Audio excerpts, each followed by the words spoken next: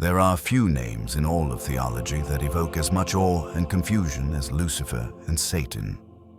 To many, they are one and the same. The fallen angel who rebelled against God was cast down from heaven and now rules the pit of hell. But what if that story isn't quite what we've been told?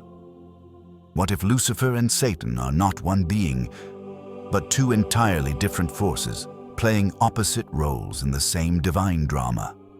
This is the tale of the light bearer and the adversary, of how language, translation, and myth blurred two ancient archetypes into one, and how their true meanings may hold the key to understanding not evil, but enlightenment itself. Before the world was divided into light and shadow, there was a name that meant illumination: Lucifer, from Latin roots, lux, meaning light, and fere, meaning to carry. The light bearer, the bringer of dawn. Lucifer first appeared in the Bible not as a devil, but as a title, a poetic metaphor for the morning star, the planet Venus rising in the dawn sky. In Isaiah 14:12, the prophet says, "How art thou fallen from heaven, O Lucifer, son of the morning? How art thou cut down to the ground, which didst weaken the nations?" But here's the twist. The Hebrew word used was not Lucifer. It was Hillel ben Shachar, meaning shining one, son of the dawn. Isaiah wasn't talking about a devil. He was mocking a Babylonian king, probably Nebuchadnezzar or a similar ruler, who exalted himself like the planet Venus rising high, only to fall back below the horizon. It was Saint Jerome, in the 4th century, translating the Bible into Latin, who chose the word Lucifer to describe Hillel. He used it poetically, never imagining it would later become synonymous with the devil himself. So how did Lucifer, the radiant morning star, become the Prince of Darkness? The transformation came much later, through layers of interpretation, through church fathers, and through myth. Writers like Origen, Tertullian, and Augustine read Isaiah 14 alongside Ezekiel 28, which spoke of a cherub cast down for pride. They wove the two texts together and imagined a single story. A once beautiful angel who rebelled against God was hurled from heaven and became the tempter of mankind. Thus, Lucifer the symbol became Lucifer the story, and soon that story became Satan. But in the original Hebrew scriptures, Satan was not a name, so it was a title, Ha-Satan, meaning the adversary, the accuser, or the prosecutor. In the book of Job, Ho-Satan stands in the divine court, questioning Job's faith. He is not a demon, nor fallen. He is a being permitted by God to test human integrity.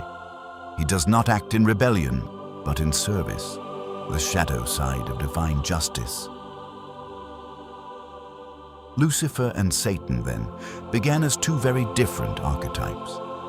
Lucifer represented illumination, pride, and the tragedy of beauty, a being of light whose fall mirrors the fall of human ego. Satan represented testing, opposition, and correction, the necessary resistance that refines the soul. One fell for love of his own light. The other stands as the shadow that reveals whether our light is real.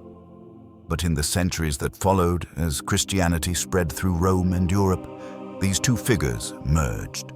The rebel angel and the adversary became one, the devil. And with that fusion, an ancient duality was lost, the understanding that not all darkness is evil, and not all light is pure. Now step outside the walls of orthodoxy, into the realm of esoteric tradition. Here, Lucifer is not seen as a demon, but as the archetype of enlightenment, the spark of divine intellect that questions, challenges, and awakens.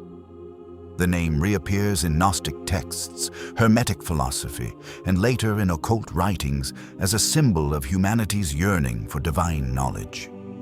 In Gnostic thought, the light bearer is not the enemy of God, but the rebel who breaks the chains of ignorance. He brings the fire of awareness to humanity, much like Prometheus, who stole fire from Olympus. Lucifer, in this lens, is not the destroyer of Eden, but the initiator, the one who brings the knowledge of good and evil, so that man may evolve. And this mirrors the story of the serpent, not a symbol of wickedness, but of transformation. The serpent sheds its skin, it dies and is reborn. It is wisdom in disguise. For the church, however, Lucifer became the face of rebellion.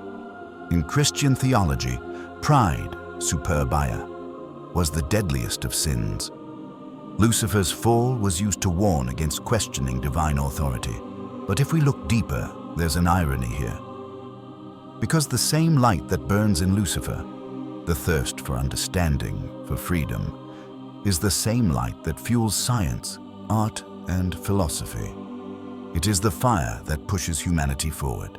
And like all fire, it can either illuminate or destroy.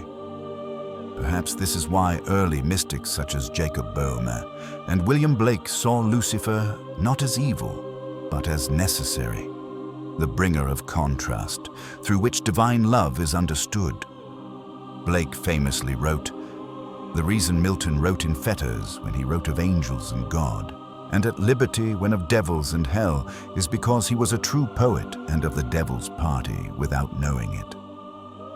To the mystic, Lucifer's fall is the fall into matter, spirit descending into the physical to experience itself through limitation. The light bearer becomes the human soul, trapped in flesh, longing for reunion with its source. And what then of Satan?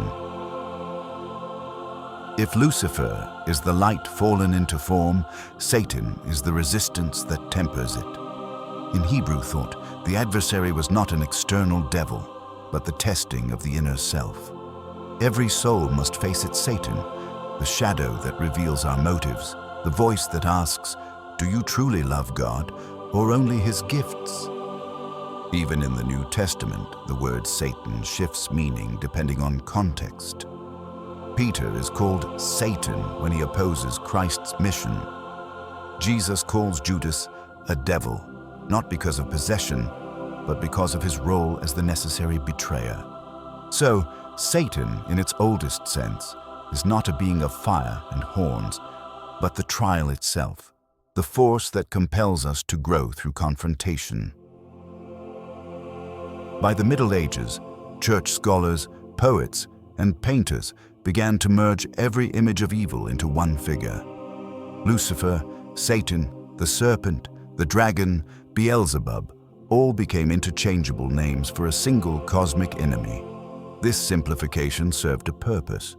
It created a clear moral map: God versus devil, light versus darkness, good versus evil. But it also erased nuance. It hid the truth that darkness has its own wisdom and that rebellion can sometimes lead to revelation. Centuries later, the esoteric traditions reclaimed Lucifer, not as a god to be worshipped, but as an inner archetype. In Western occultism, he represents the illumination that comes from daring to see beyond dogma.